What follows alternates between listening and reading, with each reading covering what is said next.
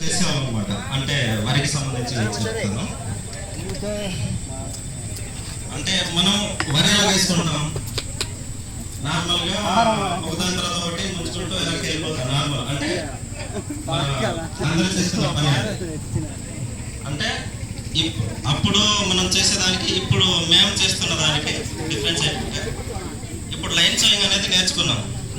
Line sowing అంటే వరుసగా వేయడం, ఒక తాడు పట్టుకొని దానికి వరుసగా వేసుకుని పోతాం అనమాట.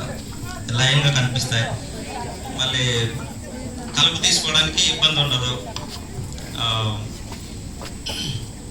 దానికి ఇప్పుడు ఫెర్టిలైజర్స్ ఉన్నాయి కదా, ఎరువులు అంటారు, గత్తం అందరికీ తెలిసిందే. ఆ గత్తం మనం ఎలాగేసుకుంటాం, పొలాల్లో తీసుకెళ్ళి నార్మల్గా గుట్టలు గుట్టలుగా పడేసి తర్వాత దున్నేసుకుంటాం కదా, అంతేనండి.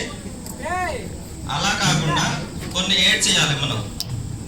ఎలాగా, ఇప్పుడు గతం డైరెక్ట్గా తీసుకెళ్ళి వదిలేకుండా దానికి మేము ఎలా చేస్తున్నాం, ఘనజీవామృతం, ద్రవజీవామృతం అని చెప్పి ఫెర్టిలైజర్స్ తయారు చేసుకుంటున్నాం, ఎరువులు.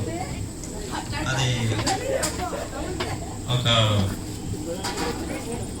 డ్రమ్ ఉంటుంది, డ్రమ్ తెలుసు కదా, డ్రమ్ వాటర్ కోసం వాడతాం. ఆ డ్రమ్ము 200 లీటర్లు ఉంటుంది వాటర్. 200 లీటర్లలో 10 కేజీలు పేడ, 10 కేజీలు పేడ, 10 కేజీలు 10 లీటర్ల యూరిన్, పశువుల యూరిన్ ఉంటుంది కదండి, ఆ యూరిన్, శనగపిండి 1 కేజీ, బెల్లం 1 కేజీ వేసుకొని మనం ఏ పొలంలో అయితే వేస్తున్నామో ఆ పొలం నుంచి పిడికడి మట్టి అంటే ఒక 100 గ్రాములు